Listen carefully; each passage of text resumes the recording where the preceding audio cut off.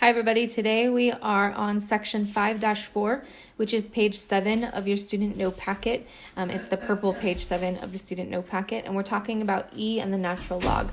So earlier this week we talked about the properties of logarithms. Today we're looking at a very specific logarithm we call the natural log. It's just a log with a special base, and the base is this number E. So the man who discovered E was a mathematician by the name of Leonhard Euler. He discovered it a really long time ago, and the way he kind of came about discovering this number was while he was studying compound interest. So not necessarily anything that's going to show up on a test, but maybe just a nice little history lesson there. So we're going to need to know the basic rules of logs, and then these rules of logs will apply to natural log as well. Natural log is just a log with a special base. So if we can just remember that and know that the rules of logs apply to natural log as well, then we shouldn't have too much trouble. So the basic rules of logs that we're going to use today look like these three here. When we have a log whose arguments are being multiplied, we can separate the logs by adding the two logs with the same base. Okay, separate out the arguments with addition, taking the log with the same base. Okay, similarly for bullet point number 2, when we have arguments being divided, we can separate out the logs with subtraction. And then the last rule here is when we have an argument being raised to a power, we can bring that power to the front as the coefficient of that whole log. So 3 things that we're going to have to remember that we want to make sure we apply. So the definition of E, we're at the very top of page 7 now. There's a line where you can write in the formal definition of E. It looks like this. We define E as the limit as n approaches infinity of the quantity 1 plus 1 over n to the power of n. And we can approximate E. E is kind of like pi in that it represents a really long decimal value that we don't want to have to continuously write out. So we just represent it with a variable instead, or a symbol instead of its actual numerical value, right? So E and pi kind of behave similarly in mathematics, how we use it as like a variable to represent a number, but E is just a number. All right, E is the base of natural log. So if we can remember that, we are good to go. We practiced logs earlier this week, and we wrote them like this, right? Log with some base of an argument. Now, natural log is a specific log. It's a log with a base E. So as long as we can treat natural log as that, we can apply any rules of logarithms to natural log. Sometimes I think it's helpful, actually, if students rewrite natural log in problems as this instead, log base E of x. And sometimes it just makes it a little bit easier to remember the rules and remember how to apply the rules. So we can take logarithmic form and write it in exponential form exactly the same way that we can do this with regular logs. And that would look like this. If we're taking this from log form, which is on the left, transferring it to exponential form on the right, we get e to the power of y is equal to x. So the rules apply for logs and natural logs the same. We just need to remember that natural log has a base of e, always, and that's it. All right, so for this first example here, we want to write this in logarithmic form. Right now it's in exponential form. And one really important thing on the test and for timing is going to be to know how to convert between exponential and logarithmic form really quickly. So this is not something by the time you take the test that you should have to go back and look at notes for. So that is my biggest recommendation here, is just knowing the rules of logs, especially how to convert between exponential and logarithmic form. All right, so I'm going to go into log form, and then I'll simplify log base E as natural log in a minute. This is saying the following. The natural log, or the log base E of 18.174 is equal to our power 2.9. Now, we're never going to leave it as log base E, but I just made that one step here to show that log base E is just the natural log. You don't have to show that step in green if you can go directly to natural log. That is fine. But sometimes people just like to see it as log base E first. Number 2 is the first example where we're actually trying to evaluate what this simplifies to be. So there's powers of logs that we can apply here. The first thing we should see is that anytime we've got a log with an argument being raised to a power, that we can apply that rule that says the power can come down as the coefficient. So now we have this, 4x times the natural log of e. And it's very similar to if I had written something like this, log base 10 of 10. When the base and the argument match, It's always 1. So in this example for number 2, we have log base e of argument e. That's what the natural log of e becomes. And that just cancels out to be 1. And so we're left with 4x as our final answer. The blue step is all I would need to see here. You can skip that green step if you can see that natural log is log base e. Number 3, we have a coefficient and we also have a power. So this is just a little like number 2, but one extra step here. I'm going to take the power that our argument is being raised to and move it to the front. But because we have that 2 sitting there, we're going to multiply those two numbers now. 2 times 3 times the natural log of e. That's just going to give us 6 times the natural log of e, and the natural log of e is going to cancel to be 1. So our final answer is 6. I guess it should be reduced to 1. So number 4 is slightly more complicated. We've got a couple of terms here. Both are natural logs, and we want to simplify this whole situation. So there's actually many different ways that we could approach this problem. The way that I'm going to do it is just one of those many ways, but there's other ways you guys could approach it as well. So if you would choose to do it something differently, give it a try, see if you guys get to the same answer, and then you know another option of approach for number 4. All right, so number 4, we want to simplify. The first thing I'm going to do is I'm going to just write everything in its smallest space, and I'm going to rewrite the cube roots as fractional powers instead. So in this first term on the left, this is the natural log. Instead of 81, I'm going to write it as 3 to the 4th power, e squared, and then that whole thing is being raised to the power of 1/3. And then I'm going to do the same thing over here. 3 is already in its smallest space, so I don't have to worry about anything else, but I'm just going to change the cube root to the power of 1/3. And then what I'm going to do is I'm going to distribute this power of 1/3 into both of those terms in both of the terms of natural log of this problem and kind of simplify here. So we get 3 to the 4/3 times e to the 2/3. And then the second term is going to be 3 to the 1/3 e to the 8/3.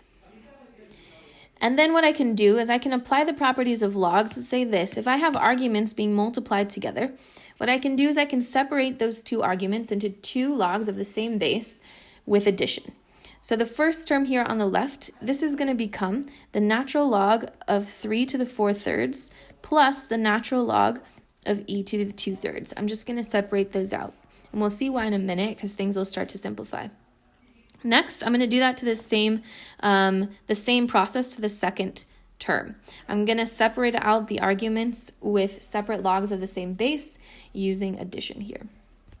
So this is going to become the natural log of 1/3 plus the natural log of e to the 8/3.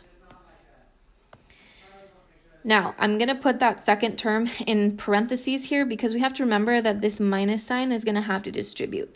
So don't forget that. If you don't do that, you might risk dropping the minus sign and then your answer might kind of be off there. Okay, now I'm going to apply the rule of powers. So everything is being raised to a power. I'm going to pull the power down to the front as a coefficient. See if that helps. So the first term here is going to be 4/3 times the natural log of 3. And then we're going to get 2/3 times the natural log of e minus 1/3 times the natural log of 3 minus, because the minus sign is going to distribute, 8/3 times the natural log of e. All right, now 2 things happen here immediately. The natural logs of e, those go to 1, right? So that middle term, the second term here becomes 2/3 and the last term becomes negative 8/3.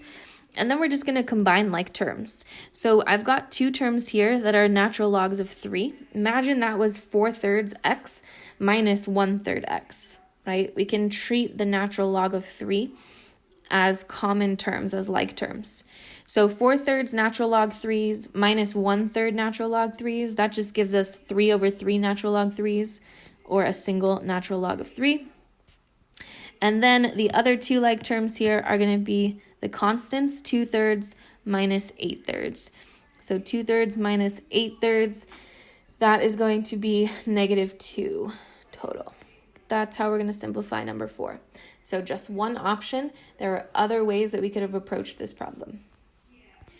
Number 5 is one of the trickiest problems in this unit, I think. Problems that look like number 5 that come up on the test for this unit and the final exam are always the most commonly missed questions. So these are kind of tricky. we are solving for x in this case. So we've got an equation, we're not simplifying. We actually need to figure out what the value of x is. And the way that we're going to approach a problem like this is through factoring. So we're going to think about it differently. I'm going to use substitution here, but if you can do the factoring without having to worry about the substitution, that's fine. I just think it's easier for people to see the factoring portion of the problem when I replace e to the power of whatever power with a variable. All right, so here's what I'm going to do. I can rewrite e to the 2x as e to the power of x squared. And then I'm going to rewrite the middle term as negative 8 times the quantity e to the power of x. I'm just going to put parentheses around that. And then plus 7 doesn't change. This is equal to 0. And here's what I'm going to do. I'm going to say I don't like e to the power of x. I don't like looking at e to the power of x. So I'm going to take a variable and I'm going to set it equal to e to the power of x. And when I replace everything in this equation with z, wherever I see e to the power of x with z, we're going to get z squared minus 8z plus 7 is equal to 0. And this might be something that would be a little bit easier to see how to factor. All right, so I'm going to factor this. This is going to be z minus 7, z minus 1. And then we get to two places, right? Z is equal to 7 or z is equal to 1.